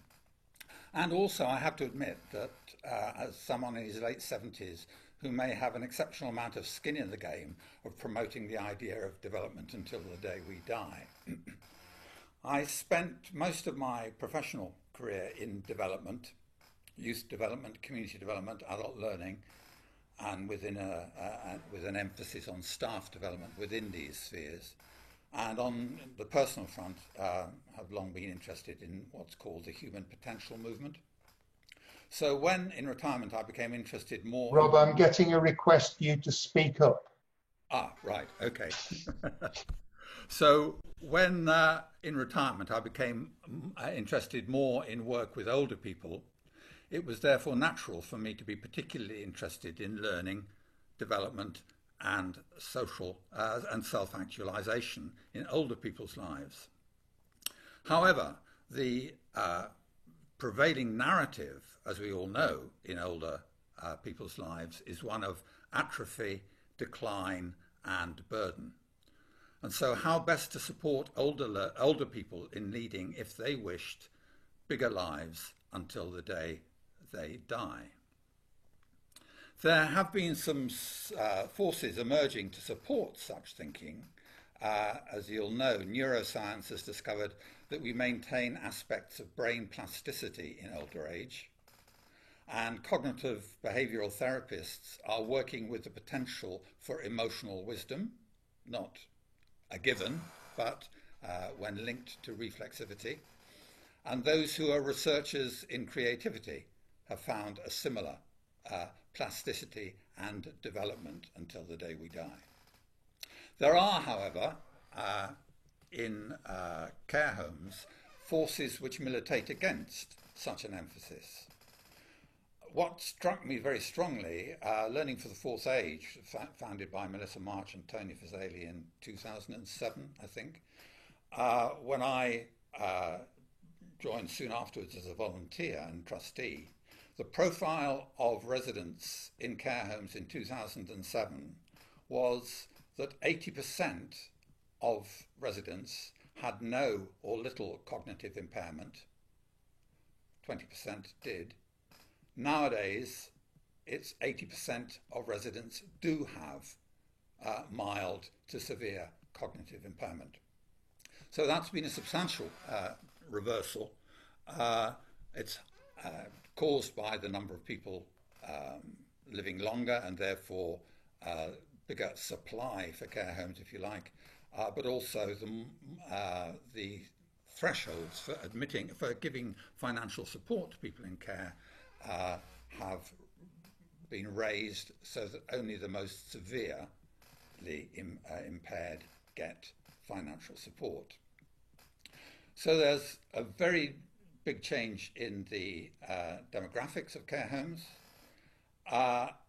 The ageism, classism, I think classism is key, racism and sexism that many of our residents that we're working with have experienced in the community has often been brought with them and internalized. The oppression has been internalized. So the messages that John and others have talked about, I'm too old to learn, that's not what my people do. So there's a substantial sort of culture of internalized oppression in care homes. And one thing that was very striking for me was that the care home culture is one almost exclusively of care for, in my understanding. A limited amount of care about. Learning gets very much a bolt-on when we come in, rather than built in to the culture and practices of the care home. Obviously, under pressure of time and staffing and money, the care home ratios of staff to residents are a problem, and staff don't have much time to spend with residents. Thanks, Alistair. Can I have the next one, please? So I'm suggesting that there are very, no, just back one, please, Alistair. Thanks. I'm suggesting, again, uninformedly, that there are these 4 areas of learning in the fourth age. The first one is learning, and I'm calling it for its own sake, I know that's conflicted and contested. However, it's learning partly for identity purposes. I've always considered myself a learner, and so I want to continue that. Reclaiming enthusiasms. Curiosity. I think that's a word and a concept that we really need to explore. How does living in society deaden the curiosity? We're born with massive curiosity. I'm going to have a grandchild invasion soon. And they're going to be into everything at the age of 1 and 2 and 3. But how do we retain curiosity throughout our life? How is that fed? And one motivation is to stay connected to the outside world, to have fun. This may be, in part, into John's, I think, defiance, the issue of defying older age. And the way L4A has worked in this area in the past, and it still does, is through learning partnerships. We match people, often university students, sometimes other adults, to older people on the basis of interests, and the research, they develop a relationship, and it's often mutual learning. Sometimes the university student brings learning on a particular theme to the older learner. Sometimes the learner provides their own experience. And we've had the obvious themes of engineering, sketching, railways, canals, that sort of thing. It used to be, in 2007, the organisation was founded on that basis. Less so now. The second area of learning is learning to live in residential care, and sometimes with dementia. And they are massive areas of learning for people often who have been on their own in the community, and sometimes even now they are sharing rooms with somebody for the first time in their life, apart from the family. And certainly learning with the anxieties and the upsets of dementia. And so, while some learning partnerships in our work in Learning for the Fourth Age continue, we've done a lot of group work recently. We've had a tactile textiles project, which is twinning a primary school, year 5 students, with a group of residents in a residential home.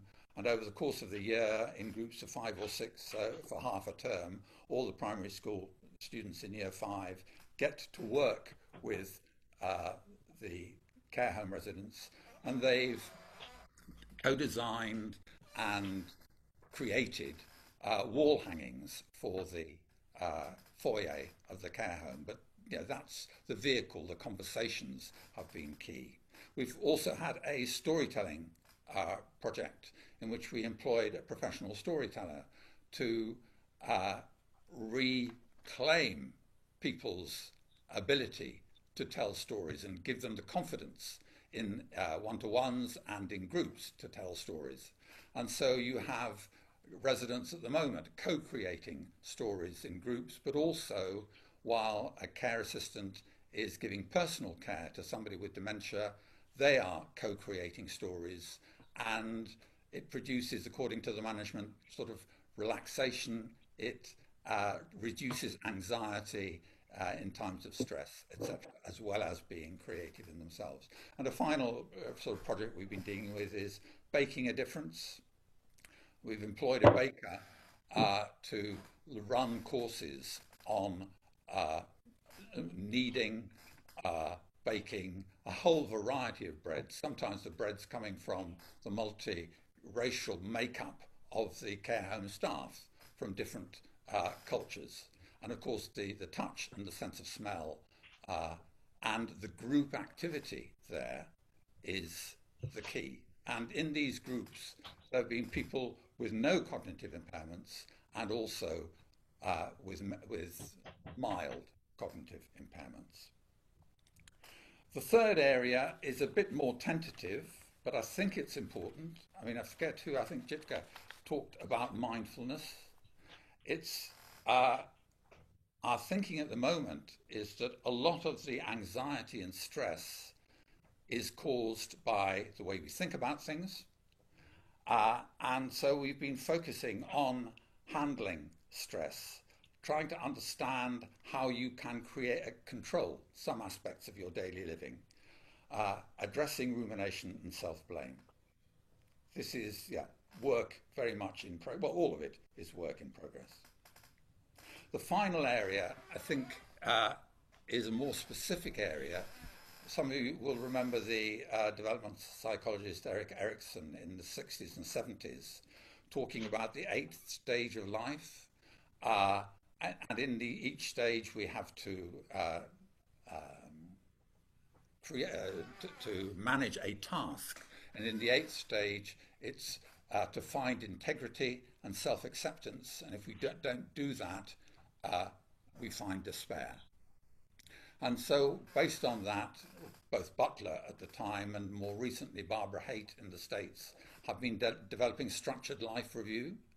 And this is a series of sort of 6 to 8 1-hour, say 90-minute sessions in which the reviewer is prompted into exploring parts of their life that they want to explore, with the biographer writing it up, contemporaneous notes, and feeding back the artifact of the life review.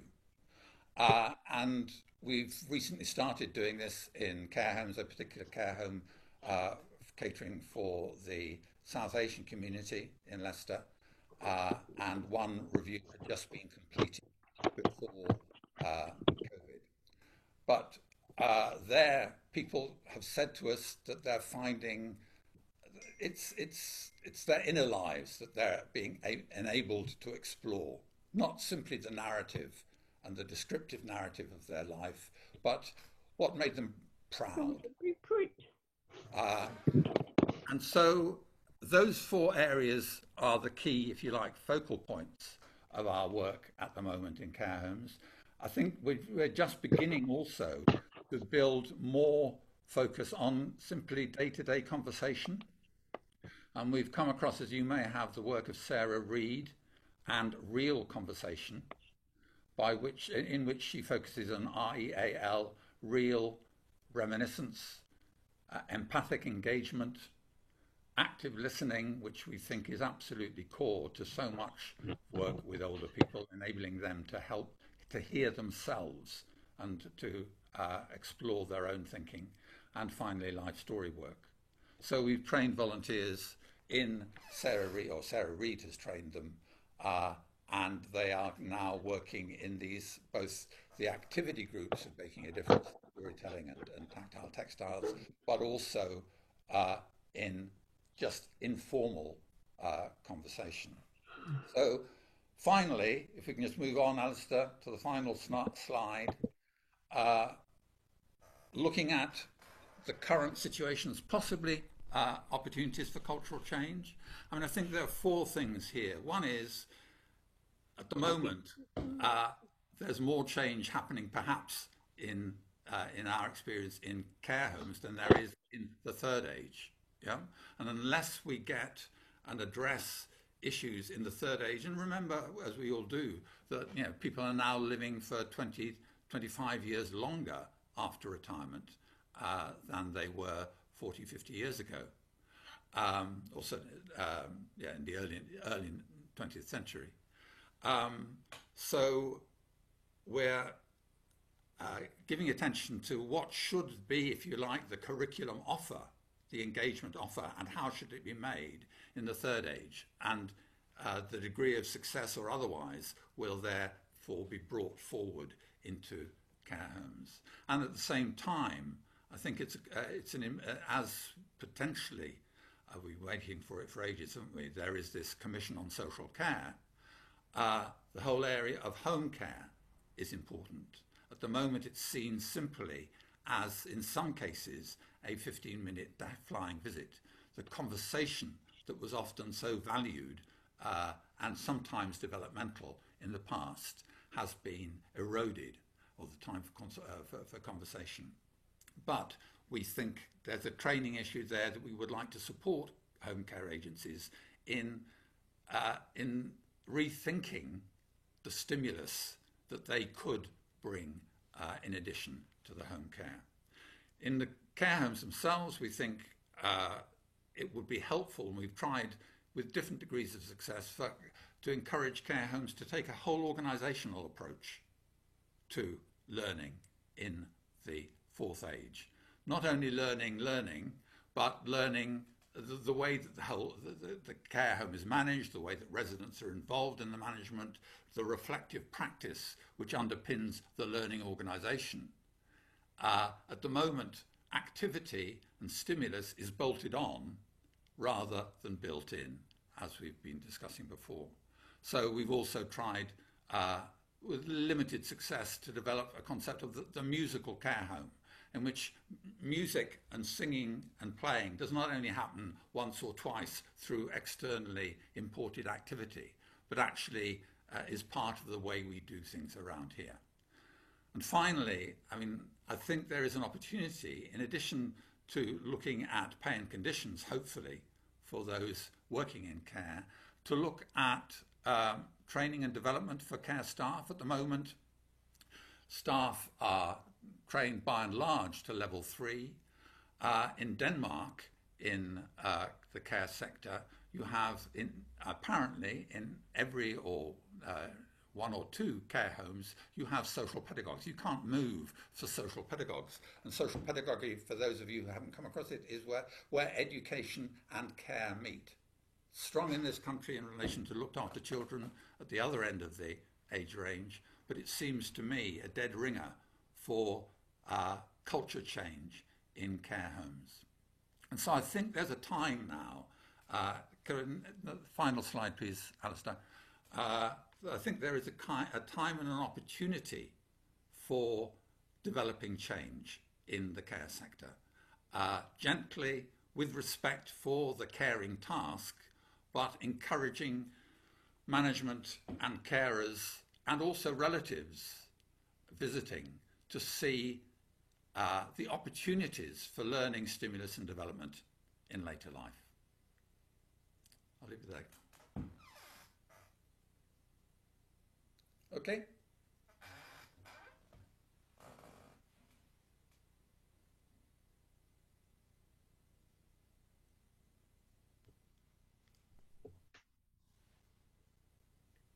Hello? Sorry, I was speaking there without having properly unmuted myself. Rob, thank you. That was terrific. I think the challenge to see the care home as in itself a resource, inverting our expectations of it, is you ended on, is tremendously valuable.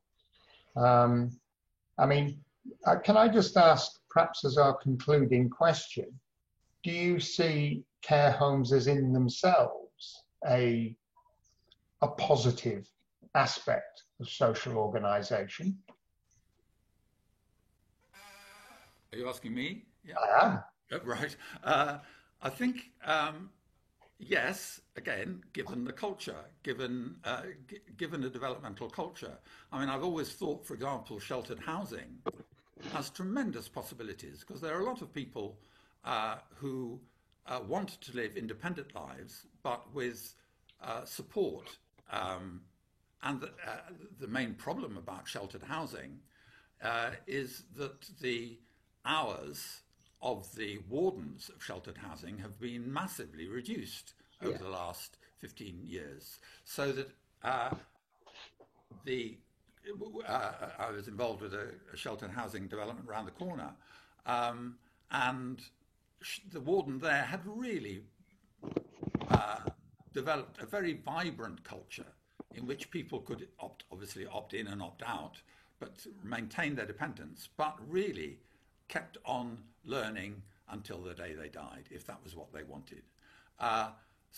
Care homes, again, I think the frustration is this, the mindset, which is, it is my job purely to care for the physical and to a certain extent the emotional life of my residents, but not to see them as partners in the whole process. I think you do get on the television, you get some very good examples of care homes which completely buck the trend I'm describing, but they normally cost £300 or £400 a week more than the care homes that we're involved with. And so taking the best of the culture from Springmount, from some of the Barchester care homes, where there's some lovely practice, but it needs to be contributed throughout the sector, I think. Rob, thanks very much. I think you rightly brought us back there to policy, resources, investment, what sort of a society we want to live in, and whether we're prepared to take the fourth age seriously enough to redistribute wealth to make it fulfilling and rewarding time in our lives. I'd like to thank everyone for joining this session. It's just been so good to have so many people here. I hope you've enjoyed it. It feels terribly frustrating that we can't release the energy in conversation that's so obviously present in our faces in this virtual room. So my apologies for that. So I think we're all in the early stages of developing our use of this technology. I'd like to thank my colleague Alistair, without whom the whole thing, the wheels would not have been oiled and the session just wouldn't run, but also to our presenters. And I'm now going to wave everyone goodbye and end the meeting. Let's hope we have a BSG in the real world next year, but in the meantime, we have a lot to learn from this format. Thank you all so much.